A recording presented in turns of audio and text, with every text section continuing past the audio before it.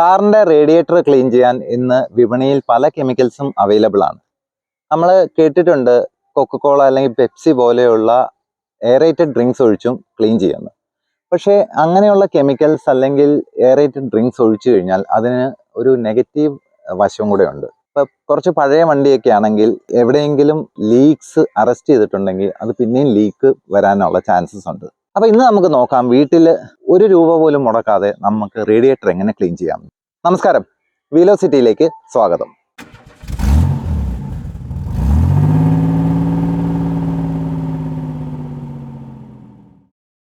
ആദ്യമായിട്ട് വണ്ടി സ്റ്റാർട്ട് ചെയ്യണം. സ്റ്റാർട്ട് ചെയ്തതിന് ശേഷം ഐഡിലിങ്ങിൽ നിർത്തുക. ഇനി നമുക്ക് ഇതിന്റെ ഹുഡ് ഒന്ന് ഓപ്പൺ ചെയ്യാം. ഹുഡ് തുറന്നു കഴിഞ്ഞ് നമുക്ക് ഇതിന്റെ റേഡിയേറ്റർ ക്യാപ്പ് റിമൂവ് ചെയ്യാം. നമ്മൾ റേഡിയേറ്റർ ക്ലീൻ ചെയ്യാൻ പോകുന്നത് ഈ വെള്ളം ഉപയോഗിച്ചാണ്. ഇതിപ്പോൾ 2 ലിറ്ററിന്റെ ബോട്ടിലാണ്. 1 ലിറ്ററിന്റെ ബോട്ടിലാണെങ്കിലും മതി. ഈ 2 ലിറ്റർ ബോട്ടിലിന്റെ ഒരു 3/4 വെള്ളം എടുക്കുക. എന്നിട്ട് റേഡിയേറ്റർ നമ്മൾ ഓൾറെഡി തുറന്നു കഴിഞ്ഞു. റേഡിയേറ്റർ ക്യാപ്പ് മാറ്റി എന്നിട്ട് ഇതിങ്ങനെ ഇൻവേർട്ട് ചെയ്ത് വയ്ക്കുക. ഇങ്ങനെ കുറച്ച് സമയം വെച്ചാൽ നമുക്ക് നോക്കാം എന്താ സംഭവിക്കുകയെന്ന്. എന്നാൽ ഇപ്പോൾ ബോട്ടിൽ നമ്മൾ ഇൻസേർട്ട് ചെയ്ത് വെച്ചിട്ട് ഏകദേശം ഒരു മിനിറ്റ് ആകുന്നതേ ഉള്ളൂ. അപ്പോൾ തന്നെ ഈ വെള്ളത്തിൻ്റെ കളറ് ചേഞ്ച് ചെയ്യുന്നത് കാണാം. ഇപ്പോൾ ഏകദേശം ഒരു 2 മിനിറ്റ് കഴിഞ്ഞു. അപ്പം ഇതിൻ്റെ കളറ് നന്നായിട്ട് മാറിയതായിട്ട് കാണാം. അതായത് അഴുക്ക് ഈ വെള്ളത്തിലേക്ക് വന്നതായിട്ട് കാണാം. ഇപ്പോൾ ഏകദേശം ഒരു 5 മിനിറ്റായി നമ്മൾ ഈ ഒരു കാര്യം ചെയ്തുകൊണ്ടിരിക്കുന്നു. ഇപ്പം നമുക്ക് കാണാം ആ വെള്ളത്തിൻ്റെ കളറ് എത്ര മാറിയെന്ന്. അതായത് റേഡിയേറ്ററിലെ ചെളി മുഴുവനും ഈ വെള്ളത്തിലേക്ക് വന്ന് അടിഞ്ഞുകൊണ്ടിരിക്കുകയാണ്. ഇപ്പം ഏകദേശം ഒരു 7 മിനിറ്റോളമായി. നമുക്ക് കാണാം ഒരുപാട് ചെളി ഇതിലേക്ക് വന്നു എന്ന്.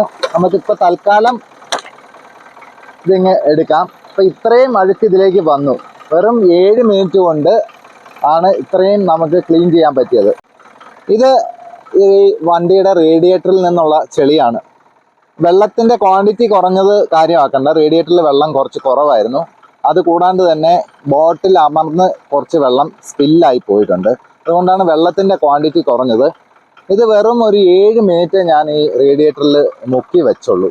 അപ്പോഴത്തെ അവസ്ഥയാണ് ഇത്. നമുക്ക് ഒന്നുകൂടെ ഒന്ന് നോക്കാം. നമുക്കിനി റേഡിയേറ്ററിലോട്ട് ഈ വെള്ളം ഒന്ന് കമഴ്ത്തി വെച്ച് നോക്കാം. അതോടൊപ്പം സ്റ്റോപ്പ് വാച്ചും കൂടെ സെറ്റ് ചെയ്യുന്നുണ്ട്. നിങ്ങൾക്കപ്പോൾ കാണാം എത്ര മിനിറ്റ് ഇങ്ങനെ ഈ ഒരു അവസ്ഥയിൽ വെള്ളം നിന്നെന്ന്.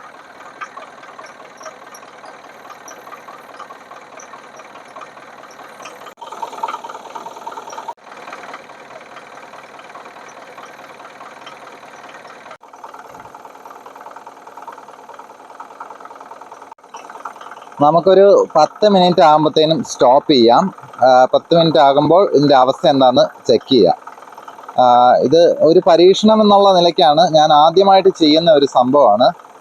ഇത് കുറേയൊക്കെ ഡേർട്ട് അബ്സോർബ് ചെയ്തിട്ടുണ്ട്. ഇത് നമുക്ക് തന്നെ വീട്ടിൽ ചെയ്യാവുന്ന കാര്യമാണ്. വേറെ പൈസ മുടക്കൊന്നും ഇല്ലാത്തതായതുകൊണ്ട് ഇടയ്ക്കിടയ്ക്ക് നമുക്ക് റേഡിയേറ്റർ ക്ലീൻ ചെയ്യാം. ഇതുകൊണ്ട് വേറെ ദോഷമൊന്നുമില്ല. അപ്പോൾ കറക്റ്റ് 10 മിനിറ്റ് ആകുമ്പോൾ നമുക്ക് ഇത് സ്റ്റോപ്പ് ചെയ്യാം.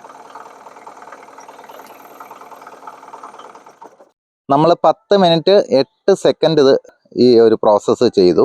നിങ്ങൾക്ക് കാണാമല്ലോ ഇതിൻ്റെ ആ ഒരു വ്യത്യാസം. ബോട്ടിലിൽ വെള്ളത്തിൻ്റെ കളറ് മാറിയിരിക്കുന്നത്. അതിൻ്റെ അർത്ഥം ഇതിനകത്തെ ഡേർട്ട് ഡിപ്പോസിറ്റ് ആയെന്നാണ്.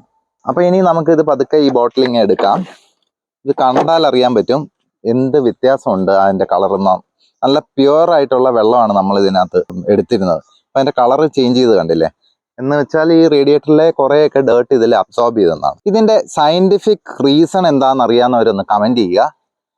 ഈ വീഡിയോ ഇഷ്ടമായെങ്കിൽ ലൈക്ക് ചെയ്യുക, മാക്സിമം ഷെയർ ചെയ്യുക. കാര്യം ഇതൊരു യൂസ്ഫുൾ ടിപ്പാണ്. വീട്ടിലിരുന്ന് തന്നെ ₹1 പോലും നമ്മൾ ചിലവാക്കാതെ റേഡിയേറ്റർ ക്ലീൻ ചെയ്യാനുള്ള ഒരു ടിപ്പാണ്. മാക്സിമം പേർക്ക് ഉപകരിക്കും ഇത്. ഈ ചാനൽ ആദ്യമായിട്ടാണ് വിസിറ്റ് ചെയ്യുന്നതെങ്കിൽ സബ്സ്ക്രൈബ് ചെയ്യുക. ഒപ്പം ബെല്ലൈക്കണും കൂടെ ക്ലിക്ക് ചെയ്യുക. ഇനി ഉടൻ തന്നെ മറ്റൊരു അടിപൊളി വീഡിയോയുമായി നമുക്ക് കാണാം. അതുവരേക്കും ഹാപ്പി മോട്ടറിങ്.